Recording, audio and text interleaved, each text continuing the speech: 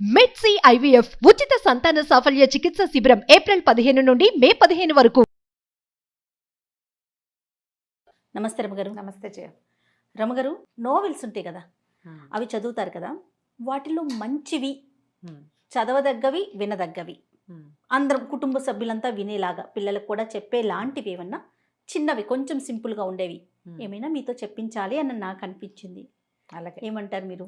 మీ మంచి ఆలోచనే. అంటే ఇప్పుడు మనం పెద్దవాళ్ళ కథలు కూడా చాలా చెప్పుకుంటాం. అయితే ఏంటంటే ఇదివరకటి పాతకాలపు భాష అందరూ చదవలేరు. అవును.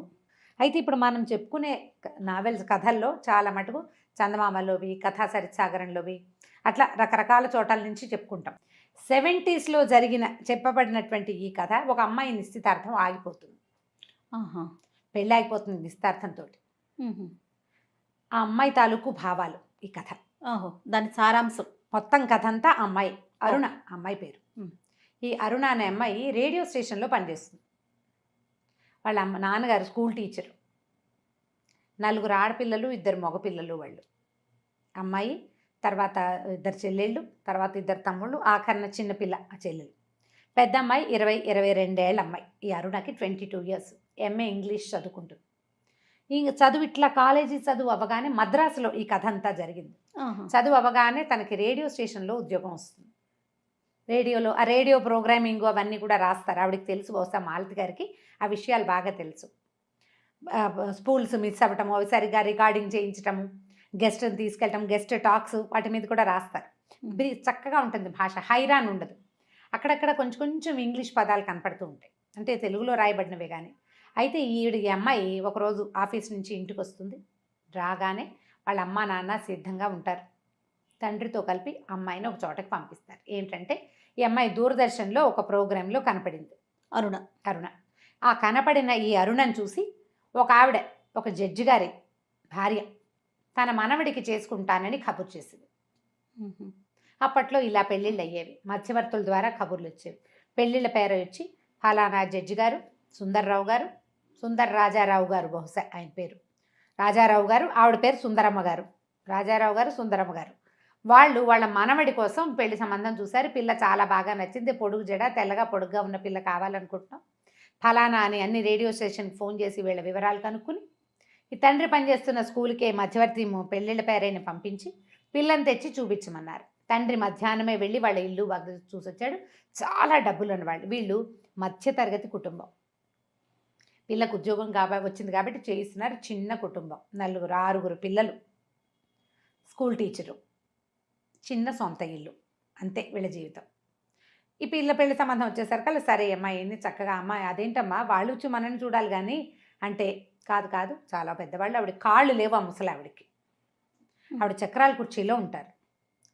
ఒక కూతురు, కొడుకు, కోడలు ఉన్నారు. ఒక్కడే మనవడు. అబ్బాయి అశోక లేలాండ్లో పనిచేస్తాడు. అశోక లేలాండ్ అనేది 70లో చాలా గొప్ప కంపెనీ, పెద్ద ఉద్యోగం కింద లెక్క. ఇంజనీరింగ్ చదివాడు, ఎంటెక్కో ఏదో చదివాడు అబ్బాయి. పిల్లవాడు కూడా బాగున్నాడు ఫోటో. సరే తండ్రి ఇంప్రెస్ అయ్యాడు. సరే బయలుదేరి తీశారు అమ్మాయిని. వెళ్తే పెద్ద ఇల్లు, ఆవిడ ముక్కుకి చెవులకి వజ్రాల ఆభరణాలు, పెద్ద పట్టుచీర, తోటంతా పువ్వులు. కోడలు కూడా సన్నగా పొడుగ్గా అందంగా కనపడతారు, కొంచెం ముభావంగా ఉంటారు. కానీ పిల్లవాడి పెళ్లి ఫోటో కూడా చూపించారు. బాలే ఇంప్రెస్ అయింది అమ్మాయి. కాకపోతే తనే వెళ్ళి కనపడడం పట్ల ఏదో ఒక కించగా ఉండదు. సాధారణంగా అమ్మాయిని వాళ్ళు వచ్చి చూస్తారు కదా.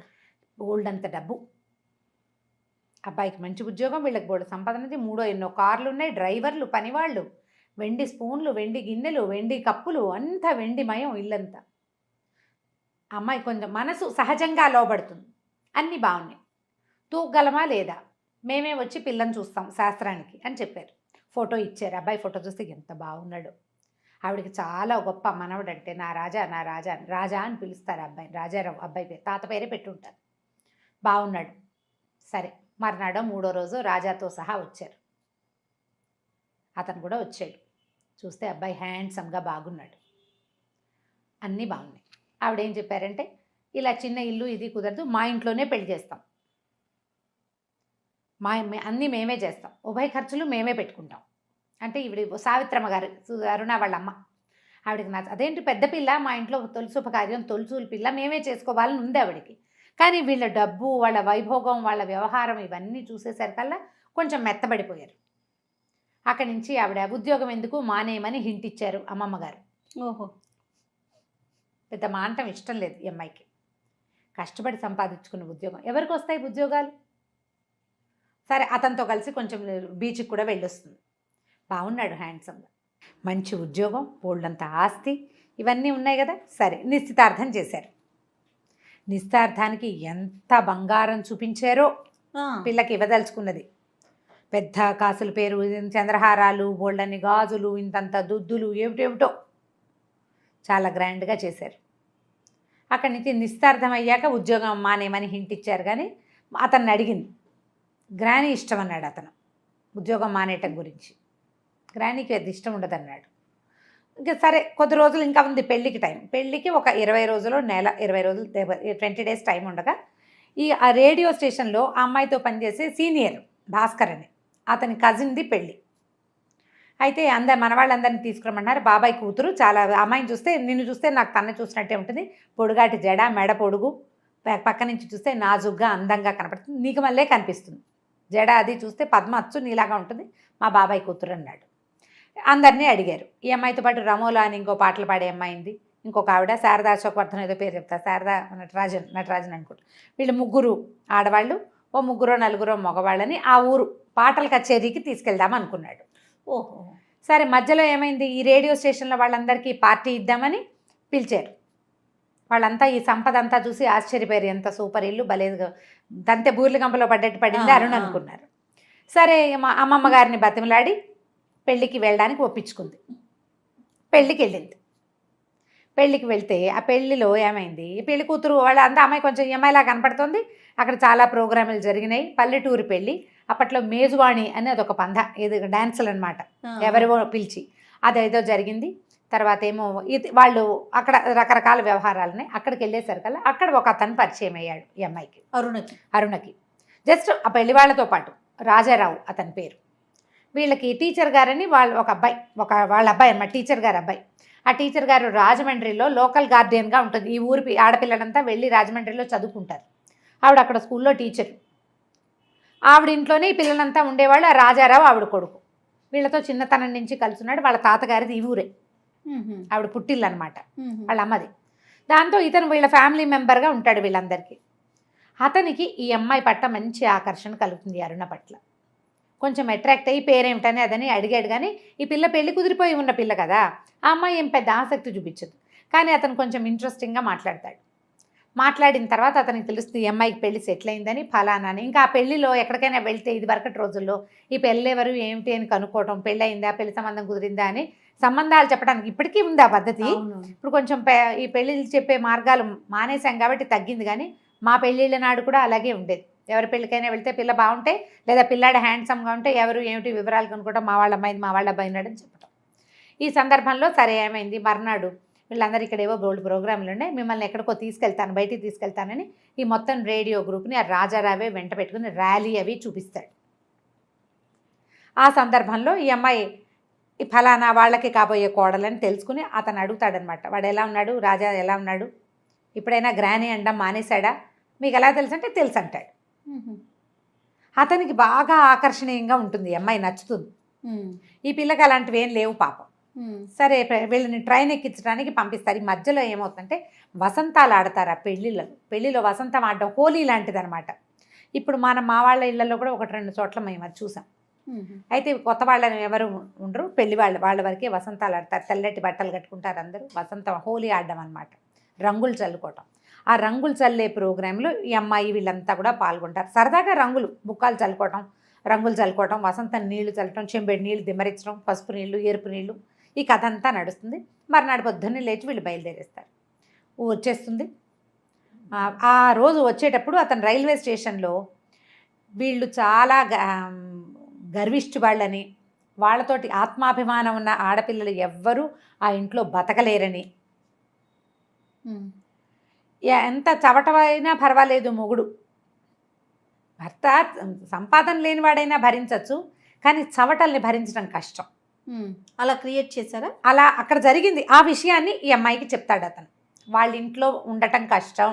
అనేది తెలియదు. మీలాగా ఆత్మాభిమానం ఉన్న ఆడపిల్లలు ఆ మామగారి ముందు దగ్గర బతకలేరు. అదంతా ఆవిడ టైగర్, ఎంజిఎం అంటాడు ఆవిడని. ఎంజిఎం అంటే ఆ సినిమాలో ఇంగ్లీష్ సినిమాలో ఇలా సింహం నోరు తెరుస్తున్న బొమ్మ, ఆ బొమ్మ గుర్తొస్తుందన్నమాట. ఆవిడ ఎప్పటికీ ఒక్క ఆడది 3 తరాల మగవాళ్ళని గాడిదలను చేసి కూర్చోబెట్టింది. ఆవిడ భర్త ఆవిడ మాటే వింటాడు, కొడుకు ఆవిడ మాట వింటాడు, మనవడు ఆవిడ మాటే వింటాడు. ఆవిడ గీసిన గీటు దాటరు. ఆవిడ మనుషుల ఆత్మాభిమానాన్ని ఉండనివ్వదు అని చెప్తాడు. ఈ పిల్లకు చిరాకు వస్తుంది. నా సంబంధం కుదిరిపోయింది, రాజా బాగున్నాడు, బోళ్ళంత సంపాదన, మంచి డబ్బులున్నవాళ్ళు, అవే కదా ఆడపిల్లలకి, అంతకంటే ఏం కావాలి? కోపం వస్తుంది. సరే వెళ్ళిపోతుంది. ట్రైన్ ఎక్కేసింది, ఇంటికి వచ్చేసింది. బాగా జరిగిందని చెప్పింది. ఇంటికి వెళ్ళేసరికల్లా అమ్మమ్మ గారికి జ్వరం వస్తుంది. జ్వరంతో ఉన్న అమ్మమ్మ గారిని చూసుకురావడానికి కూడా వెళ్తుంది.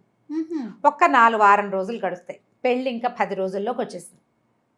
ఒకరోజు ఆఫీస్ నుంచి ఇంటికి వచ్చేసరికల్లా రైల్వే స్టేషన్ నుంచి చెల్లెళ్ళు తమ్ముళ్ళు ఇంట్లో కూర్చుని ఉన్నారు. అమ్మ నాన్న ఏదో అమ్మమ్మ గారికి ఒంట్లో బాగోలేదు, అమ్మ నాన్న వెళ్ళారు, నేను కూడా రమ్మన్నారంటే ట్యాక్సీ తీసుకుని కారు వచ్చేస్తుంది. కారులో ఇప్పుడు ఈ పెళ్లి సెటిల్ అయిన తర్వాత ఎంతసేపు అమ్మాయి కోసం ఆఫీస్కి కారు వచ్చేది, ఇంటికి కారు వచ్చేది, కారులోనే తిరగాలి, నువ్వు బస్సులు ఎక్కకూడదు. ఓహో, అలాంటివి ఉండేవి. మా హోదాకు తగినట్టు ఉండాలి. అలా రోడ్ల మీద పడి తిరగద్దంటే అవమానం. నిన్నటి దాకా తిరగలా, ఏంటి వాళ్ళ గొప్ప నాది, ఏంటి ఎందుకు వీళ్ళు ఇలా చేస్తున్నారు అనిపించేది. కానీ ఆ సంపద, ఆ గ్రాండియర్ మీద ఉన్న ఆసక్తితోటి కొంచెం తగ్గేది. ఒక్కోసారి ఒళ్ళు మండిపోయేది, ఏమిటి వీడు ఓవర్ యాక్షన్ అనిపిస్తూ ఉండేది, కానీ తగ్గుతూ ఉండేది. అమ్మ కూడా కంట్రోల్ చేసుకోమనేది. తీరా అక్కడికి వెళ్ళేసరికల్లా ఆవిడ అమ్మనా బూతులు తిడుతుంది అరుణని. మామూలు తిట్లు కాదు, ఎంత నీచమైన భాషలో తిడుతుందంటే, వాడెవడితోటో తిరిగొచ్చావు, పెళ్లి పేరుతోటి వెళ్ళావు, వాడెవడితోటో తిరిగావు, వాడు నువ్వు కలిసి కుమ్మక్కయ్యారు, నా పరువు తీస్తావా? పెళ్ళి 10 రోజుల్లోకి వస్తే నువ్వు వాడెవడి కోసమో నీకు వాడితోటి సంబంధం ఉందని నానా తిట్లుతుంది. వాడెవడో ఈ అమ్మాయికి అర్థం కాదు. 2 ఫోటోలు మొహం మీద పడేస్తుంది. ఆ 2 ఫోటోల్లో అరుణ మొహానికి బుక్కా రాస్తున్న రాజారావు ఉన్నాడు. ఒక దాంట్లో 2 చేతులు ఈ అమ్మాయి మొహం మీదే ఉన్నాయి అతనివి. రెండో దాంట్లో మొహం ఇలా పట్టుకుని చెంబుతో నీళ్లు పోస్తున్నాడు. ఆ 2 ఫోటోలు.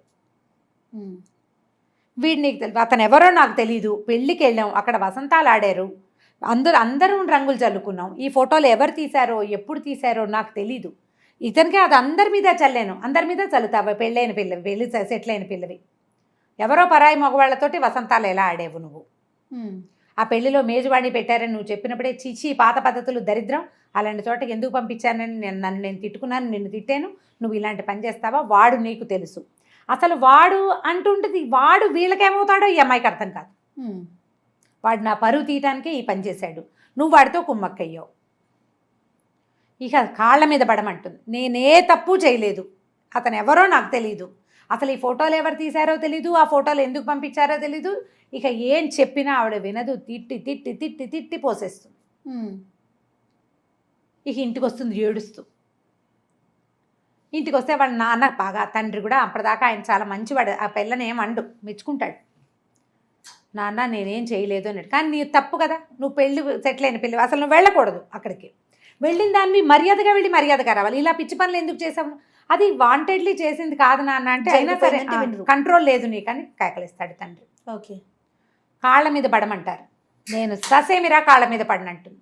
రేపు ఇప్పుడు కాళ్ళ మీద పడితే పెళ్లి కొప్పుకుంటారు, లేకపోతే పెళ్లి క్యాన్సిల్.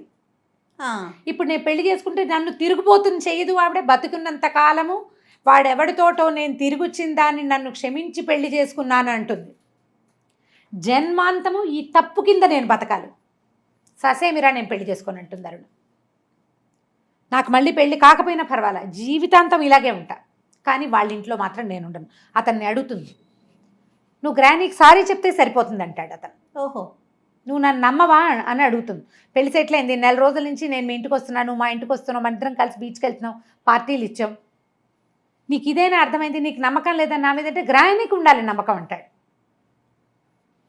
నాకు గ్రానీ ఇంపార్టెంట్, గ్రానీ హర్ట్ అవుతుంది, సారీ చెప్పు గ్రానీకి. చచ్చినా సారీ చెప్పనంటుంది అరుణ. నేను ససేమిరా సారీ చెప్పను, నేను ఈ తప్పు చేయలేదు, ఇది తప్పు కాదు, నేను చేయలేదు. దాంతో ఆవిడేం చేస్తుంది, వీళ్ళమ్మే ఆలోచించుకుని ఇంత సంపద పోతుంది, చిన్న కూతురు నుంచి చేస్తానని మాటిచ్చి వచ్చేస్తుంది అక్కడ. 2వ పిల్లని ఇవ్వడానికి, అరుణ కంటే 2 ఏళ్ళు చిన్నది సుశీల. ఆ పిల్లని ఇచ్చి పెళ్లి చేస్తానంటే ఇంటికి వచ్చి ఆలోచించుకుని చెప్తామంటే తండ్రి కేకలేస్తాడు, ఎందుకు సావిత్రి వాళ్ళతో మనం పడలేము అంటే, కాదండి సుశీలకి రాజా నచ్చాడు, అది అయ్యో బావ అంత మంచివాడు కదా, అక్క సారీ చెప్తే సరిపోతుంది కదా, ఎందుకు ఇంత తగాదా పడుతోందని అడుగుతుంది. దీనంత భావాలు లేవండి దానికి, మెతకది. సుశీల కూడా అందంగానే ఉంటుంది. అరుణ పక్కన చూస్తే కొంచెం కలర్ తక్కువ తెలుస్తుంది, అలాగే పెద్ద జడ అవి ఉన్నాయి. అరుణ బాగా ఫెయిర్, సుశీల ఒక రవ్వ ఫెయిర్నెస్ తక్కువ. పిల్లని తీసుకెళ్తే దాన్ని అడుగుతుంది, నీ ఇష్టం ఆలోచించుకోమంటే అది నేను రెడీ అనేస్తుంది రెండో అమ్మాయి. అప్పట్లో పెళ్ళిళ్ళు ఇట్లా అయ్యేవి. రెండో పిల్లని వెంబడి పెట్టుకు తీసుకెళ్తారు, అమ్మమ్మగారికి అందరికీ దండాలు పెట్టిస్తారు, రాజా కూడా ఓ దండం పెట్టిస్తారు. అతను రెడీ అయిపోయాడు, హర్టింగ్గా ఉంటుంది అతనికి. అరుణని పోగొట్టుకోవటం ఇష్టం లేదు, కానీ గ్రానీని కాదంటే అసలు ఇష్టం లేదు అతను. గ్రానీకి కూడా నచ్చేసింది. గ్రానీకి ఇప్పుడు పెళ్లి చేసుకోవాలి, శుభలేఖలు వెళ్ళిపోయినాయి, అందరికీ శుభలేఖలు పంపించేశారు. ఓ పెళ్లి కూతురు మరి ఇద్దరు కాస్త అటు ఇటుగా ఒకళ్ళు, అదే సావిత్రమ్మ అదే రామకృష్ణయ్య పిల్ల, అంతే. పెద్ద తేడా ఏముంది? ప్రథమ ద్వితీయ అని వస్తుంది అంతే. అంటే అది కూడా రాపోతుంది, ఏం పెద్ద నష్టం లేదు. పెళ్ళి అయిపోవాలి, పరువు పోతుంది. అందరికీ కార్లు వెళ్ళిపోయితే పరువు పోదు. మా పిల్లాడిని కాదని ఎవడో పిల్లాడితో అది తిరిగింది అంటే పరువు తక్కువ. పెళ్ళి అయిపోతే పర్వాలేదు, తెలిసిన వాళ్ళు తెలుస్తుంది, చెప్పిన వాళ్ళు చెప్తాను, లేకపోతే లేదు. అక్కడి నుంచి ఆవిడ ఏం చేసింది, మీ పిల్లని మీ ఇంటికి పంపను, మీ పెద్ద పిల్ల మంచిది కాదు, అది దీన్ని చెడగొడుతుంది, కుక్క ముట్టిన కుండ అంటుంది. అదొక పదం, ఫస్ట్ టైం ఆ ప్రయోగం విన్నా నేను ఆ కథలో. అలా అనేస్తుంది ఆవిడ. ఇవిడికి కష్టంగా ఉంటుంది, పెద్ద పిల్ల చాలా మంచిది, బుద్ధిమంతురాలు. ఒక పొరపాటు ఏదో జరిగింది, అసలు అక్కడ ఏం జరిగిందో మనకు తెలియదు. ఒక పెద్ద పిల్లని తిడుతూ రెండో పిల్లని చేసుకుంటామంటే తల్లులకి ఎలా ఉంటుంది, పళ్ళ చక్రం పెట్టి తిప్పినట్టు ఉంటుంది పొట్టలో, ఒప్పుకుంటారు. మరి ఏం చేస్తారు, పిల్లని అక్కడే వదిలిపెట్టేస్తారు. ఆ 20 రోజులు 10 రోజులు పెళ్లికి ముందు పిల్లని అక్కడే వదిలిపెట్టి రోజు వీళ్ళే వెళ్ళి చూసుకొచ్చుకుంటారు. పెళ్ళి ఏర్పాట్లు అయిపోతాయి. ఈ అమ్మాయి ఏం చేస్తుందంటే అంతా ఏడుస్తూ ఆ భాస్కర్కి చెప్తుంది. రాజారావే ఆ ఫోటోలు పంపించాడని నమ్ముతుంది ఖచ్చితంగా. అతను తన మీద ఇంట్రెస్ట్ ఉన్నట్టు ప్రవర్తించాడు, నా పెళ్లి చెడగొట్టడానికే చేశాడు ఈ పని అని చెప్పి అతని నెంబర్ అడ్రస్ ఇవ్వండి అని ఉత్తరం రాసేసింది. మీరెంత దౌర్భాగ్యులో, మీలాంటి దుర్మార్గుల్ని నేను ఎక్కడా చూడలేదు, నికృష్టుడివి నువ్వు అని రాస్తుంది. ఆ ఉత్తరం పట్టుకుని రాజారావు వచ్చేస్తాడు వెనక్కి ఈ అమ్మాయి దగ్గరికి. ఈ ఉత్తరానికి నీకు సమాధానం ఏమిటైనా మొహం మీద పడేస్తాడు ఉత్తరం. ఈ పెళ్ళని ఈ అమ్మాయి ఏం చేస్తుంటే రమోల వాళ్ళ ఇంటికి వెళ్ళి ఉంటుంది, తన ఫ్రెండ్ ఉంది కదా, తన పాటలు పాడే అమ్మాయి, వెళ్ళి అక్కడ ఉంటుంది, 3 రోజులు ఉంటుంది. అక్కడికి వస్తాడు. నువ్వు ఏం సమాధానం చెప్తావు, నేను ఎందుకు చేస్తాను ఈ పని, నేను చేయలేదు, నాకు తెలియదు అంటాడు. అప్పుడు అరుణకి అసలు విషయం ఏం తెలుస్తుందంటే, రాజారావు ఎవరో కాదు, ఏ సుందరమ్మ గారి మనవండి తను కాదందో ఆ సుందరమ్మ గారికి మొదటి కోడలికి పుట్టిన కొడుకు, మనవడు ఆవిడికి. ఓహో, చెల్లెలు పెళ్ళి అయిపోయింది పెళ్ళి. ఇతను రాజారావు ఆ పెళ్ళికి కూడా వెళ్తాడు. పెళ్లి విశేషాలన్నీ వచ్చి చెప్తాడు తర్వాత. గ్రానీ అరుణని పెళ్లి చేసుకుని చూపిస్తాను నీకని గ్రానీకి చెప్పాడు. కానీ ఆవిడికి ఒళ్ళు మండిపోయింది. వీడేమో తన మాట విననివాడు, ఆ అమ్మాయి తనని ధిక్కరించింది, సారీ చెప్పండి ససేమిరా చెప్పననేసింది. అలాంటి పొగరబోతూ మళ్ళీ తనింటికే రావటం ఆవిడకి ఇష్టం. తనింటికి రాకపోయినా తన మనవడి పెళ్ళని తనింటి పేరు మీదే ఉంటుంది. ఆ అమ్మాయికి అంత మంచి సంబంధం రావటం ఆవిడకి ఇష్టం లేదు. దిక్కుమాలిపోవాలి ఆ పిల్ల, నన్ను కాదన్న వాళ్ళు ఇక పైకి రాకూడదు, ఆవిడ మనస్తత్వం అది. అక్కడి నుంచి ఏమైంది, రోజులు గడిచినాయి. కొంతకాలానికి ఈవిడికి ముసలావిడికి ముందు నుంచి ఏంటంటే ఈ పిల్లని పెళ్లి చేసుకుని గంపెడు పిల్లల్ని కనిపించాలని ఆవిడ కోరిక. మా మనవడు ఒకడే ఉన్నాడు, మనవడికి 3 మంది పిల్లలు కావాలని. ఈ సుశీల కాస్త కడుపుతూ ఉంటుంది. అరుణ ఒంటరిగానే ఉంటుంది, పెళ్లి సంబంధాలు చూడలేకపోతాడు తండ్రి. కానీ రాజారావు మాత్రం కంటిన్యూస్గా ప్రపోజ్ చేస్తాడు, ఆమెతో హలో అంటుంటాడు. అతని మాట తీరు అవన్నీ అమ్మాయికి నచ్చుతాయి. ఆనాడేమి ఇంట్రెస్ట్ లేదు, జస్ట్ క్యాజువల్గా మాట్లాడింది. క్రమంగా మనసు కొద్దిగా అతని వైపుకి తిరగటం మొదలు పెడుతుంది.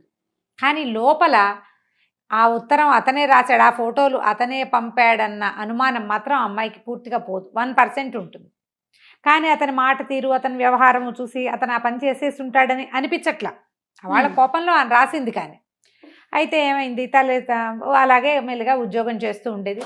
ప్రతి వాళ్ళు ఇంత మంచి సంబంధం వదిలిపెట్టుకున్నందుకు చాలా కొంచెం తక్కువ చేసే మాట్లాడేవారు. ఓకే, పెళ్లి చెడగొట్టుకున్న పిల్లని ఎవరు గౌరవిస్తారు? రోజులు గడుస్తున్నాయి. ఈ లోపల అమ్మాయి కడుపుతూ ఉంది కదా. అయితే ఇతను రాజారావు మళ్ళీ ప్రపోజ్ చేశాడు. ఈ మన సందట్లో ఏమవుతుందంటే, ఒకసారి ఆ సుశీల వాళ్ళ అత్తగారు, అంటే తప్పిపోయిన అత్తగారు, ఈ అమ్మాయికి ఒక సినిమా హాల్ దగ్గర కనపడుతుంది. ఆవిడ చెప్తుందనమాట, వాళ్ళ పెళ్ళి తప్పిపోయిన రోజున అత్తగారి మొహంలో నవ్వు కనపడుతుంది ఈ పిల్లకి, అరుణకి. తన కొడుకు పెళ్లి తప్పిపోతే ఆవిడ సంతోషంగా ఉన్నది ఎందుకో అర్థం కాదు. ఆవిడ ఏం చెప్తుంటే, మా అత్తగారిని కాదనే ప్రాణి ఒకటి ప్రపంచంలో ఉందని తెలుసుకుని సంతోషంగా ఉంది నాకు. ఆవిడది సరైన పెంపకం కాదు, సరైన ధోరణి కాదు, పెద్ద కోడల్ని రాచి రంపాన పెట్టారు. వాళ్ళ నాన్న చచ్చిపోయే పరిస్థితిలో ఉంటే అక్కడికి పంపలేదు. మా వాళ్ళు రెండో పెళ్లి చేసుకున్నారు, ఆవిడని వదిలిపెట్టేశారు. రెండో పెళ్లి ఇప్పుడు నన్నేమో మా వాళ్ళు బోళంతమంది పిల్లలు, నేనేమో పెద్ద పిల్లని, నేను అందంగా ఉన్నాను కాబట్టి నన్ను చేసుకున్నారు. మా వాళ్ళకి నా డబ్బు అవసరం, అందుకని పెళ్లి చేసుకుంటే ఆవిడ నన్ను ఏమీ ఫ్రీగా ఉండనివ్వలేదు. ఎప్పుడు మా వాళ్ళని నన్ను చిన్నబుచ్చి నానాహింస పెట్టేది. ఈ రాజాని పిల్లాడిని విపరీతంగా ముద్దు చేసి నా దగ్గరికి రానిచ్చేది కాదు. పిల్లవాడు పుట్టంగానే వెట్ నర్స్ని పెట్టారు, పాలిచ్చే దాదిని పెట్టారు. నాకు చిన్నతనం సినిమా కొత్తగా ఏర్పడి వచ్చిన డబ్బుతోటి నేను హాయిగా తిరగటము, సినిమాలకు వెళ్ళటం, భర్తతో కులసగా తిరగటం తప్ప నా బిడ్డ నాకు సెపరేట్ అయిపోతున్నాడని నేను ఆనాడు తెలుసుకోలేదు. వాడికి 4 ఏళ్ళు వచ్చాక నాకు ఇంకో పిల్ల పుట్టింది, 3 ఏళ్ళు నిండాక. చంటి పిల్లతోటి నాకు తెలిసింది నా పిల్ల అనుబంధం. ఆవిడకి ఆడపిల్లలు లెక్కలేదు, మగ పిల్లాడే లెక్క. 6 ఏళ్ల పిల్లాడికి కర్రగేటు మేడ మీద అవసరం లేదు, చంటి పిల్లకి కావాలి. పిల్లని తీసుకుని నేను బయటికి వెళ్ళాను, వాడు బంతి విసిరేస్తూ ఆ బంతి కోసం అని కిందకు వచ్చాడు. వాడి వెనకాల పడిపోయింది వాళ్ళ నాయనమ్మ. ఆవిడ కాళ్ళు విరిగిపోయినాయి, మంచం నుంచి కదలలేకుండా అయిపోయింది. నా వల్లే ఆవిడ కాళ్ళు విరిగినాయని, నీ కాళ్ళు విరిగినా మీ అమ్మకి ఇష్టమేనని నా కొడుకు నా నుంచి చెడగొట్టేసింది ఆవిడే. సవితి కొడుకైనా రాజారావు అంటేనే నాకు ఇష్టం. వాడు నిజాలు సరైనవి ఆలోచించి మాట్లాడేవాడు. నా కొడుకు తెలివి తక్కువవాడు, వాడికి తెలియదు ప్రపంచం. ఆవిడ తెలుసుకోనివ్వలేదు. మీ అమ్మకి నీకంటే చెల్లెలంటేనే ప్రాణం అని నేర్పించింది. 4 ఏళ్ళు వచ్చేసరికి పిల్ల డిఫ్తీరియా వచ్చిపోయింది కూతురు. అయ్యో, ఆ దుఃఖంతో పిచ్చెక్కిపోయాను నేను. అయితే మా అత్తగారికి శాస్తి చేయాలనిపించింది నాకు. అందుకని కొద్ది రోజులు బెంగళూరు అవి తిరగడానికి వెళ్ళినప్పుడు మా వారికి ఆపరేషన్ చేయించేశాను. నాకు ఇంకా పిల్లలు పుట్టరని తెలిస్తే ఆవిడ మా ఆయనకి 3వ పెళ్లి చేస్తుంది. 2వ పెళ్లి చేయలా, అలాగే 3వ పెళ్లి చేస్తుంది. ఇంకా ఆయనకే పిల్లలు పుట్టనివ్వకుండా చేస్తే మాయరోగం వదులుతుందని మా వారికి ఆపరేషన్ చేయించేశానని చెప్తుంది. ఇలాగే చేశాను, మరి ఇంకా నాకు వేరే దారి లేదు. నా పిల్లాడు నా నుంచి సెపరేట్ అయిపోయాడు. జాగ్రత్తగా పెంచుకున్న పిల్లేమో చచ్చిపోయింది పాపం సింటి పిల్ల. దాంతో ఆ ఒంటరితనం, నేనేం చేస్తా, సినిమాలకు తిరుగుతూ ఉంటాను. ఇంట్లో ఉన్నా నా పిల్లాడు నాతో ఉండడు స్నేహంగా. అమ్మ నాన్న కంటే వాడికి గ్రానీయే ఇంపార్టెంట్. ఇప్పుడు నీ చెల్లెలు కూడా ఆవిడ ఏవేవో నూరిపోస్తుంది. ఏంటంటే రాజాకి అమ్మాయి మీ అక్క అంటే ఆకర్షణ ఉంది, మీ అక్క తిరుగుబోతూ రాజారావుని వల్ల వేసుకుంది, వీడు కూడా వల్ల వేసుకుంటుందని నేర్పిస్తోంది మీ చెల్లెలకి. చూసుకో జాగ్రత్తగా. చెల్లెలకి రకరకాల అనుమానాలు, ఎందుకంటే అక్క తనకంటే తెల్లగా ఉంటుందని ఫీలింగ్ ఉంటుంది దానికి. సుశీల్ క్యారెక్టర్ మాట్లాడినట్టే కనపడదు కథలో, జస్ట్ ఫీలింగ్స్ కనపడతాయి అంతే, కొన్ని వాక్యాలే కనిపిస్తాయి, అందుకంటే ఏం కనిపించదు కథలో. తర్వాత సరే, ఇంతలో ఏమైంది, అమ్మాయి ప్రెగ్నెన్సీ. మరి రాజారావు మళ్ళీ వచ్చి పెళ్లి ప్రపోజ్ చేశాడు. పెళ్లికి ఒప్పుకుంది అరుణ. ఒప్పుకున్న తర్వాత అతను ఏమంటాడు, నువ్వు ఉద్యోగం మానక్కర్లేదు, నువ్వు మద్రాసులోనే ఉండు, నేనే వస్తూ వెళ్తూ ఉంటా. మానేస్తాను, నువ్వు మానేక్కర్ల, నువ్వు సరిగ్గా వినలా, నువ్వు ఉద్యోగం మానద్దు. మన ఇద్దరి మధ్య ఆ ఫోటోలు ఉండిపోయినాయి. ఆ ఫోటోలు ఎవరు పంపించారో తేలే వరకు నీకు నాకు కాపురం లేదు, నేను నిన్ను తీసుకెళ్ళను. పెళ్లి మాత్రం చేసుకుంటాను, పెళ్లి చేసేసుకుందాం, నీకు కూడా అవమానం లేకుండా ఉంటుంది, పెళ్ళి అయిపోయిందన్న పేరు ఉంటుంది. నా వల్ల నీ పెళ్లి చెడిపోయిందన్న కించె నాకు ఉండదు. అది తేలేదాకా ఎప్పుడైనా కాస్త కోపం వచ్చింది అనుకో, నేను నికృష్టుని, నేను దౌర్భాగ్యం, నేను గుర్తొస్తుంది నీకు, నన్ను అంటావు నువ్వు, నేను ఆ మాట పడ్డానికి సిద్ధంగా లేను. అది తేలేదాకా మన మధ్య సంసారము, కాపురము, జీవితము లేదు. మన ఇద్దరం వైఫ్ అండ్ హస్బెండ్గా ఉంటాం, ఫ్రెండ్స్గా ఉందాం. అతనికి ఆ అమ్మాయి విపరీతంగా నచ్చింది. ఆ అమ్మాయి కూడా అతని వైపు అట్రాక్ట్ అవుతుంది, అరుణ కూడా. కానీ ఈ గ్యాప్ని అమ్మాయి దాన్ని ఎట్లా సరి చేసుకోవాలో అమ్మాయికి అర్థం కాదు. ఎంత ద్వివిధలో పడుతుందో పాపం, ఏం చెయ్యాలో తెలియదు. సరే, తండ్రికి వచ్చి మాట్లాడాడు, తండ్రి ఒప్పుకున్నాడు, పెళ్లి సెటిల్ అయిపోయింది. చక్కగా అన్ని చీరలు కొనిపెట్టాడు. వాళ్ళ అమ్మగారు బోల్డ్ బంగారం పంపిస్తే బంగారం అంతా తీసుకొచ్చి చూపించాడు. పెద్ద గొలుసు, పెద్ద పెద్ద దుద్దులు, 8 జతలు 8 జతల గాజులు, బోల్డ్ బంగారం. సరే, ఇంట్లోనే పెద్దమ్మాయి పెళ్ళి ఇంట్లో చేయాలని సరదా పడింది వాళ్ళమ్మ. ఇలా సింపుల్గా, మా అమ్మ రాదండి, మా అమ్మ ఎక్కడికి రాదు, ఆవిడ ఊరు వదిలిపెట్టరు అన్ని రాదు, హైదరాబాద్ మద్రాసు అసలు రాదు మా అమ్మ, నేమే పెళ్ళయ్యాక వెళ్తామన్నాడు. మరి నాయనమ్మ ఉందిగా, నాయనమ్మ ఉంది, నాన్నున్నాడు, తమ్ముడున్నాడు, పిన్నుంది, తాత ఉన్నారు. వాళ్ళ ఇంటి మొదటి పిల్లవాడు వీడు, ఈ అబ్బాయి, ఈ రాజారావు. వాళ్ళంతా వచ్చారు పెళ్ళి. తాతగారు ఉన్నారా? తాత మా అమ్మ ఇద్దరు ఉన్నారు. ఆయన కూడా ఆవిడ చెప్పిన మాట, ఆవిడన్న మాటే, వద్దు సుందరం ఇది తప్పని భార్యకి చెప్పలే ఆయన. ఆవిడే ఆ ఆస్తి ఆవిడది, ఆవిడ పుట్టింటిది. ఆవిడ తండ్రి ఆయనకి ఇంగ్లీషు హిందీ దొరసానని పెట్టి ఇంగ్లీష్ చెప్పించాడు. ఇంగ్లీష్ మాట్లాడుతుంది ముసలావిడ. జడ్జి గారు ఒక అబ్బాయిని ఇచ్చి పెళ్లి చేసి ఆ పిల్లాన్ని లాయర్ చదివించి జడ్జి చేయించారు. ఆయన పుట్టిన కొడుకు ఆనందరావు గారు. ఆయన కొడుకులు ఈ రాజా అండ్ రాజారావు. ఆనందం గారు ఆయన పేరు. అక్కడి నుంచి వీళ్ళ తాత వాళ్ళు వచ్చారు, పెళ్ళికి వెళ్ళిపోయారు, అయిపోయింది. ఈ అమ్మాయి కాపురానికి వెళ్ళదు అనే విషయం వీళ్ళ అమ్మా నాన్నకి అర్థమైంది. కావాలని చేసుకున్నావు కదా, మొగుడుతో ఎందుకు వెళ్ళవు అంటారు వాళ్ళు. ఈ ఉద్యోగం పిచ్చేమిటంటారు. ఇక్కడేం ఆకర్షణలు ఉన్నాయో అంటుంది ముసలావిడ. తన మనవడికి వలేస్తోంది ఇంకా అని మనవరాలికి హింటిస్తుంది. ఈ మద్రాసులో ఏవో ఆకర్షణలు ఉన్నాయి, అందుకే వెళ్ళాలి ఆ కాపురానికి, అదే కదా చెప్పుకుంటారు. ఎంత లైవ్లీగా ఉంటుందంటే ఆ సంభాషణ, ఆ కథ నడిపే తీరు. నిజంగా జీవితాలు మన పక్కనే జరుగుతుంది, మన ఇంట్లోనే ఈ కథ జరుగుతున్నట్టుగా అనిపిస్తుంది. అంత లైవ్లీగా ఉంటుంది. ఎక్కడ కృతకము డ్రామాటిక్గా ఏది ఉండదు, అంత బాగా నడిపిస్తారు.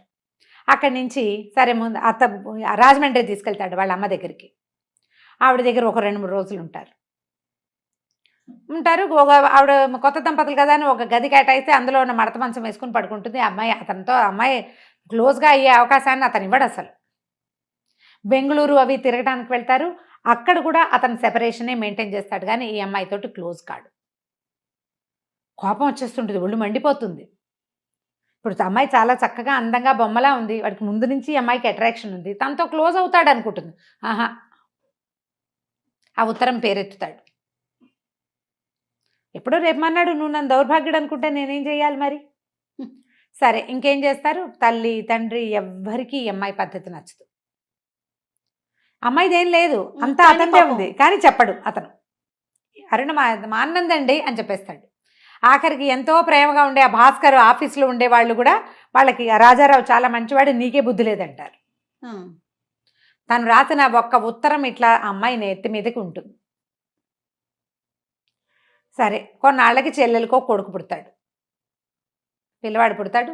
ఆవిడ కనపడతారు లక్ష్మీదేవి గారు, మళ్ళీ అత్తగారు కూతురు, చెల్లెలు అత్తగారు. ఆవిడ మాట్లాడతారు. ఆవిడకి ఏమవుతుందంటే పాపం వాళ్ళ తమ్ముడిని బాగా చూసుకుంటుంది. కొడుకు మీద ఆశ లేదు కదా. అతను నక్సలైట్లో చేరాడు, అతన్ని కాల్చేశారని వార్త వచ్చింది. ఆవిడ చాలా దుఃఖంలో ఉంటారు. ఏం హెల్ప్ చేస్తారు, ఎవరైనా చేయగలిగేది ఏం లేదు. అప్పటి పరిస్థితుల్లో అది కూడా ఉందని చూపిస్తారనమాట, దేశకాలమాన పరిస్థితులు చూపించడానికి. పిల్లవాడికి బారసాలలో నామకరణం చేస్తారు, ఉయ్యాల్లో వేస్తారు. సుందర్ రాజారావు ఏదో పెడతారు పిల్లవాడికి పేరు, అదే గుర్తుంది లీలగా. అయితే ఫంక్షన్కి వెళ్తుంది. సుశీల కూడా వెళ్తుందండి. సుశీల అరుణే వెళ్తుంది, సుశీల ఫంక్షన్ అరుణ వెళ్తుంది. మరి ఆ ఇంటికి పెద్ద కోడలు కదా ఇప్పుడు. అదేలేండి, అమ్మాయికి అక్కయ్యే కాదు, ఆ ఇంటికి పెద్ద మనవడి భార్య, వెళ్లాల్సిందే. వెళ్తుంది, ఏదో పిల్లాడికి పాట పాడుతుంది. నేను వెళ్ళలేదండి అని చెప్పగానే చెల్లెలు ఆగి వింటూ ఉంటుంది ఆ మాట. దాని మనసులో ఏం ఉద్దేశాలు కలుగుతాయో ఈవిడికి అర్థం కాదు. ఇలా కొన్ని రోజులు గడిచాక ఒక విరక్తి పుట్టేస్తుంది అరుణకి. నేను ఎవ్వరికీ పనికి రాకుండా, మా అమ్మా నాన్నకి నా మొహం గిట్టదు, చెల్లెలకి నా మీద అనుమానం. ఆ ముసలావిడ చుట్టాల పక్కాల్లో అందరిలో నేను కుక్కముట్టనుకుంటానని ఏవో పిచ్చివాగుడు వాగి ప్రచారం చేస్తుంది. అత్తగారు అంటి ముట్టినట్టు ఉంటారు. భర్త తన దగ్గరికి రానివ్వడు. ఆఫీస్కి వెళ్తే ఆఫీసులో వాళ్ళు కాపురం లేకుండా ఇలా తిరుగుతోంది. ఆ పెళ్ళేమో చెడగొట్టుకుంది, చేసుకున్న పెళ్ళేమో నిలబెట్టుకోవట్లేదు. ఈ ప్రెషర్కి తట్టుకోలేకపోతుంది. ఉత్తర దేశ యాత్రలకి వెళ్ళిపోవడానికి రెడీ అవుతుంది చిన్మయ మెషిన్ వాళ్ళ ద్వారా. ఓకే, కొంతమంది వెళ్తున్నారు, వాళ్ళతో పాటు తను కూడా వెళ్ళటానికి అన్ని ఏర్పాట్లు చేసేసుకుని టికెట్ బుక్ అయిపోయాక అప్పుడు చెప్తుంది తండ్రికి, తల్లిదండ్రి నెత్తి నూరు కొట్టారు, తీర్థయాత్రలకు వెళ్తాం ఏమిటి, మొగుడుతో వెళ్ళాలి, కొత్తగా పెళ్ళైన పిల్లవి హాయిగా ఉండాల్సిన జీవితం, ఉత్తర దేశ యాత్రలకి సన్యాసులతో కలిసి వెళ్ళటం ఏమిటంటారు. ఏమైనా సరే వాళ్ళ అమ్మ తిడుతుంది, ఆవిడ నిన్నేదో అంటోంది, నువ్వు ఆ మాటలను నిజం చేసేలాగా ఉన్నావు, అసలు ఎవరితో వెళ్తున్నావు నువ్వు. వాళ్ళ అమ్మకి ఏం డౌట్ వస్తుంది, నిజంగానే తన పిల్ల ప్రవర్తనలో ఏదైనా తేడా ఉందేమో అనిపించేస్తుంది. బుద్ధిమంతరాలు అనుకుంటే ఇట్లా చేసావేంటంటే తండ్రిని పట్టుకుని ఏడుస్తుంది. నేను ఉండలేను, నాకు మనసు బాగుండలేదంటే. ఇలా బొగిలి ఏడిచే పిల్లని ఏమనాలో అర్థం కాదు ఆయనకి. బుద్ధిమంతురాలు మామూలుగా ఏం చెప్పలేకపోతుందో ఆయనకు అర్థం కాదు. అక్కడి నుంచి బయలుదేరి వెళ్ళిపోతుంది, ట్రైన్ ఎక్కేస్తుంది. ఢిల్లీ వెళ్ళేసరికి అమ్మాయికి జ్వరం వచ్చేస్తుంది. అరుణ బాగా ఫీవర్ వచ్చేస్తుంది. ముందుకి ఫర్దర్గా జర్నీ చేయలేరు. అయితే ఈ వచ్చిన వాళ్ళలో చిన్మయ మెషిన్కి సంబంధించిన ఒక బ్రహ్మచారి, ఒక స్వామీజీ ఉంటారు. ఆయన ఈ అమ్మాయి కేర్ టేకింగ్ చేస్తారు. కేర్ టేక్ చేసి చోట ఎక్కడో పెడతారు. వాళ్ళవి చిన్మయ వాళ్ళవే హాల్స్ బోర్డులను ఉన్నాయి కదా ఆశ్రమాలు, అక్కడ ఆగిపోతుంది అనమాట జ్వరంతో. ఆయన ఎంతో సేవ చేస్తారు. ఏం చెప్తారంటే నేను ఎవరిని మీకు అంటే ఎవరికి కాదు, ప్రపంచంలో సంబంధ బాంధవ్యాలు ఉండక్కర్లేదు, అంతా భగవత్ సృష్టి. నేను నీకు సహాయం చేస్తే నాకెవరో సహాయం చేస్తారు, భగవంతుడు నాకు మేలు చేస్తాడు, నీకు నాకు బాంధవ్యం అవసరం లేదమ్మా అని చెప్తే ఈ అమ్మాయికి స్వామీజీ ఆ మెషిన్లో చేరిపోవాలనిపించేస్తుంది. ఇంకెందుకు, జీవితం ఏముంది ఇక్కడ, ఏం లేదు, అన్ని బాంధవ్యాలు ఏమీ విలువలేనట్టుగానే ఉన్నాయి. అక్కడే ఉంటుంది కొద్ది రోజులు, ఒక 3-4 రోజుల పాటు ఉండిపోతుంది. అయితే ఏమవుతుంది, ఇంతలో ఒక పూట ఎవరో అడుగుతుంటారు, మిసెస్ అరుణారాజారో రేడియోలో పనిచేస్తున్నారు, ఆవిడ ఇక్కడ ఉన్నారా అని అడుగుతుంది. భర్త గొంతు వినపడుతుంది. తీరా చూస్తే తను పరిగెత్తుకొచ్చేస్తాడు. భర్త వచ్చేస్తాడు. రాజారావు వచ్చి, ఇలా నన్ను వదిలిపెట్టి పారిపోదాం అనుకుంటున్నావు, సన్యాసిలో కలిసిపోదాం అనుకుంటున్నావా నువ్వు అంటే అమ్మాయికి ఏం చేయాలో తెలియదు. ఇతని నుంచి పారిపోవటానికే కదా, నేనేం చేశాను, అతని వల్లే కదా ఇదంతా జరిగింది. అవునవును. సరే ఏం చేస్తాడంటే, నువ్వు ఏదైనా తాగుదు కానీ ఉండు అని చెప్పి పాలు తాగటానికి పాలు బ్రెడ్ పట్టుకొస్తాను, నేను చూసుకుంటాను అని చెప్పి ఆయన చెప్తాడు. ఆ స్వామీజీకి ఒక ఉత్తరం ఇస్తాడు. ఈ ఉత్తరం చదువు, నేను ఇప్పుడే మనకి ఫ్లైట్కి టికెట్ అరేంజ్ చేసి వస్తాను, నీ టికెట్ మీద వేరే వాళ్ళని ఎవరైనా తీసుకెళ్ళేందుకు అరేంజ్ చేసేస్తానని చెప్పి వెళ్తాడు. ఈ ఉత్తరం తీస్తుంది అమ్మాయి. ఆ ఉత్తరంలో ఒక రాయబడిన చేతి రాత విషయం చదువుతుంది అనమాట. వాళ్ళ అత్తగారు రాసింది అది, రాజారావు వాళ్ళ అమ్మగారు రాసిన ఉత్తరం. ఆవిడ ఏం రాస్తారంటే, ఆ ఉత్తరం చదువుతుంటే ఉంటుంది, ఒక వ్యధ, ఒక వ్యక్తి అపరిమితమైన దుఃఖానికి లోనైన వాళ్ళు, వాళ్ళకి పగ తీర్చుకోవాలనిపించేస్తుంది ఏదో ఒక బలహీనమైన క్షణంలో. ఒక బలహీనమైన క్షణంలో నేను ఈ పని చేశాను, ఆ ఫోటోలు పంపింది నేను అని రాస్తారు. కోపం, ఉద్రేకం. నిన్ను ట్రైన్ ఎక్కించిన రోజు రాత్రి, అంటే ఆ పద్మ పెళ్లి నుంచి అరుణని ట్రైన్ ఎక్కించిన రోజు రాత్రి వాడు ఇంటికి వచ్చి చాలా ఫీల్ అయ్యాడు. నా కొడుకుని సూదంటు రాయిలాగా ఆకర్షించింది ఒక పిల్ల, ఆ పిల్లని మా అత్తగారు లాగేసుకుంది ముందే, నా కొడుక్కి జీవితం లేకుండా చేసింది, నాకు జీవితం లేదు. నేను భర్త పెళ్ళైనప్పుడు వీళ్ళకి బాగా డబ్బులు ఉన్నాయని, చాలా గొప్పవాళ్ళని, మా నాన్న ఒక్కతే పిల్లనని ఆస్తంతా అమ్మి బంగారం పెట్టి పెళ్లి చేశాడు. మా నాన్నకి తీవ్రమైన అనారోగ్యం. పిల్లవాడు పుట్టిన తర్వాత నన్ను పురిటికి కూడా పుట్టింటికి పంపల. వాడికి సంటి పిల్లాడప్పుడు మా నాన్న చచ్చిపోయేటట్టుగా ఉంటే పిల్లాడిని అట్టెపెట్టుకుని ఆవిడ తల్లిని పంపించేది. పాలు తాగే పిల్లాడు ఆవిడ దగ్గర ఉండిపోయాడు. పాలిచ్చే తల్లి పిల్లాడికి పాలు లేకపోతే ఎట్లా అనుకోలే. తర్వాత మా నాన్న పోయారు, నన్ను ఇంటికి రానివ్వల. పిల్లాడు చచ్చిపోయేందుకు సిద్ధంగా ఉన్న పసిబిడ్డను మాత్రం నాకు పంపించారు. అప్పుడు వచ్చి మా వారు నా దగ్గర 6 నెలలు ఉన్నారు. నా జీవితంలో, నా వైవాహిక జీవితంలో నేను సంతోషంగా ఉన్నది ఆ 6 నెలలే. 6 నెలల తర్వాత ఆవిడ చావు డ్రామా ఆడి నా భర్తను వెనక్కి పిలిపించేసుకున్నారు. ఇక విడాకులకి చాలా గోల్ చేశారు. పిల్లాడిని నా నుంచి లాక్కోవడానికి ఎంతో ప్రయత్నం చేశారు. ఏమైనా సరే పిల్లవాడిని మాత్రం నేను ఇవ్వనన్నాను. చివరికి నాకు విడాకులు ఇచ్చారు. నా పిల్లాడు నా దగ్గరే ఉండిపోయాడు. ఆయనకి మళ్ళీ పెళ్లి చేశారు, ఇంకో కొడుకు పుట్టాడు, కూతురు కూడా పుట్టింది. పిల్లాడు కాస్త కూతురు కాస్త చనిపోయింది. పిల్లవాడు కాస్త 7th క్లాస్ 8th క్లాస్కి వచ్చాక వాడిని లాగడానికి విశ్వ ప్రయత్నం చేశారు. వాడికి డబ్బు ఎర చూపించడానికి మా వారి ద్వారా పిల్లాడిని అక్కడికి తీసుకెళ్లారు. వాడు కళ్ళల్లో ప్రాణాలు పెట్టుకుని 8th క్లాస్ తప్పి 1 సంవత్సరం వృధా చేసుకుని మళ్ళీ నా దగ్గరకు వచ్చాడు. తర్వాత నా దగ్గరుండి చదువుకున్నాడు. నా జీవితం అంతా వృధా అయిపోయింది మా అత్తగారి వల్ల. వాడు నువ్వు నచ్చావు వాడికి, కానీ అప్పటికే రాజాకి నువ్వు ఓకే అయిపోయావు, నేనేమీ చేయలేకపోయాను. ఆ తర్వాత కొద్ది రోజులకి పద్మ పెళ్లి ఫోటోలు మా దగ్గరికి వచ్చినాయి. ఆ పెళ్లి ఫోటోల్లో ఆ కనపడిన 2 ఫోటోలు, ఇంత బాగున్న జంటని విడదీయటానికి ఎవ్వరికీ హక్కు లేదనిపించింది నాకు. కోల్పోయిన నా జీవితం అంతా నా కంటి ముందు కనపడింది. నా కొడుకు కూడా జీవితాన్ని కోల్పోవాలా అనిపించింది.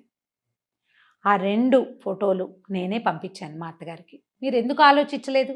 ఈ ఫోటోలు పంపడానికి వాళ్ళ అడ్రస్ తెలిసిన మనిషి ఇంకొకళ్ళు ఉండే అవకాశం ఉందని నువ్వు ఆలోచించలా, నా కొడుకు ఆలోచించలా. కానీ ఆ ఫోటోలు పంపించిన మరుక్షణం నుంచి నేను ఎంత తప్పు చేశానో, ఒక ఆడపిల్ల జీవితాన్ని ఎంత దుర్భరం చేసేసానో అని నన్ను నేను క్షమించుకోలేకపోయాను. చాలా నరకం అనుభవిస్తున్నాను. నువ్వు పెళ్లి చేసుకుని మా ఇంటికి వచ్చిన తర్వాత నువ్వు వాడితోటి సరిగ్గా లేవు అనే సంగతి నా మొదటి రోజు రాత్రే నాకు తెలిసింది. నీకు వాడికి సంబంధ బాంధవ్యాలు లేవు, మీరు ఎదురు భార్యాభర్తలుగా జీవితం గడపట్లేదనే సంగతి నాకు అర్థమైంది. మొన్న వచ్చినప్పుడు రాజా ఈ విషయం, ఆవిడకి అనారోగ్యం వచ్చింది, చాలా జ్వరం వస్తే కొడుకు వెళ్ళి ఉన్నాడు, ఆవిడ చిక్కిపోయింది. ఆ మాటల మధ్యలో అరుణ ఎందుకు రాదు అని ఆవిడ ప్రశ్నించేసరికల్లా అతను ఈ విషయం చెప్పాడు తల్లికి. ఆ తర్వాత ఆవిడ, నేను ఒక ఉత్తరం రాసిస్తాను, నన్ను చూడడానికి వచ్చాడు రాజా, నా కొడుకే నా దగ్గరకు వచ్చాడు, వాడికి నేను ఉత్తరం రాసిస్తానని చెప్పాను. అని చెప్పి నువ్వు చదువు అని చెప్పాను. వాడు ఉత్తరం చదివే ఉంటాడు, చదువుతాడు ఖచ్చితంగా. నువ్వు కూడా ఉత్తరం చదువు, మీ మధ్య అపార్థాలు తొలగించుకోండి అని రాస్తారు. నన్ను క్షమించు. ఆ ఉత్తరం చదివేసరికి నిర్ఘాంతపోతుంది. చాలా ఆశ్చర్యకరమైన విషయమే. మరి భర్త వస్తాడు మళ్ళీ అతను వస్తాడు రాజారావు దగ్గరికి వచ్చేసరికి ఈ ఉత్తరం చదివారా అంటాను. చదివానంటాడు. చదివాను. నేను కాకినాడలో ఉన్నప్పుడు నీ నుంచి నా మైండ్ డైవర్ట్ చేసుకోవడానికి అందరి పేర్లు రాసి కొట్టేస్తే మా అమ్మ పేరు మీద నాకు డౌట్ ఉండింది, నేను అడగలేకపోయాను. చివరికి అదే నిజమని తేలింది. మనిద్దరం ఇలా కలవడానికి ఇట్లా ఒక ఇది జరిగింది. అక్కడి నుంచి ఏం చేస్తాడంటే పద ఇంక వెళ్ళిపోదాం, ఇక వాళ్ళకి నచ్చ చెప్పాను, ఇంకెప్పుడు చిన్మయ్య వాళ్ళు నీలాగా అందంగా ఉన్న కొత్త పెళ్లి కూతుళ్ళని ఎవరిని తీసుకోరు, నీతో ఇలాంటి ప్రమాదం వస్తుందని నీ టికెట్ మీద వేరే వాళ్ళని ఎవరినైనా పేదవాళ్ళని ఉచితంగా తీసుకెళ్ళమని చెప్పాను. అతను హుందాగా ప్రవర్తిస్తాడు, మనిషి సహజంగా మంచివాడు. అక్కడి నుంచి భార్యని ఇంటికి తీసుకెళ్ళిపోతాడు. వాళ్ళిద్దరూ మళ్ళీ హాయిగా కలిసి ఉంటారు ఎప్పటికీ. లాస్ట్ సీన్ రాస్తారు మాలతి చంద్రు. రొమాంటిక్ సీన్స్ రాయడంలో మాలతి గారిని మించిన వాళ్ళు లేరు. 4 వాక్యాలు ఎంతో ఒక బ్యూటిఫుల్ సెన్స్ని చూపిస్తారనమాట. పుస్తకం చదివితే కానీ తెలియదు. ఓకే. ఈ రొమాన్స్ మనం కథల్లో చదివే ఏ రకమైనవి ఉండవు. వాళ్ళిద్దరూ భార్యాభర్త గదిలో ఉన్నారు. వాళ్ళ అత్తగారు తల్లి చెప్తుందనమాట, ఏమండి నిన్నటి దాకా ఈ మొగుడొద్దు వెళ్ళనందా, చూడండి అతను ఒళ్ళో పడుకుని తల చిక్కు తీర్చుకుంటోంది అని చెప్తుందనమాట తల్లి. ఇంత బాగా క్లోజ్ అవుతారు. ఆమెని తనతో పాటు తీసుకెళ్ళిపోతాడు ఉద్యోగం అనిపించి. మనసు లోపలి మనసు. పెళ్ళిళ్ళు చెడిపోయే వాళ్ళని చూస్తాం మనం. ఏవో భావాలు, ఎక్కడో ఆత్మగౌరవం దెబ్బతినిపోతుంది, ఆత్మాభిమానం దెబ్బతింటుంది. కేవలం తన అభిమానాన్ని కాపాడుకోవటం కోసం పెళ్ళిని మానేసుకున్న అరుణ ఎట్లా మళ్ళీ తన అభిమానానికి ఏ దెబ్బ తగలకుండా, ఒక లొంగిపోయిన ధోరణి కాకుండా సరిగ్గా సరి అయిన చోటికి చేరింది. ఆత్మగౌరవం ఉన్న ఆడపిల్లలు గ్యారంటీగా గెలుపొందుతారని చెప్పే కథల్లో ఇదొకటి. చాలా బాగుంది రమ్మగారు. మనసులోని మనసు. పుస్తకం మామూలుగా తెలుగు చదవగలిగే వాళ్ళు హాయిగా చదువుకోవచ్చు. ఆ మాత్రం లా ఉంటుంది. ఒక 2-3 గంటలు ఈజీగా పడుతుంది. 3-4 భాగాలుగా చదువుకున్నా కూడా గుర్తుపెట్టుకుని చదువుకోండి. మాలతి చంద్రు గారి అత్యద్భుతమైన అన్ని రచనల్లోనూ పరమాద్భుతమైన నావెల్ ఇది. తప్పకుండా. నమస్తే.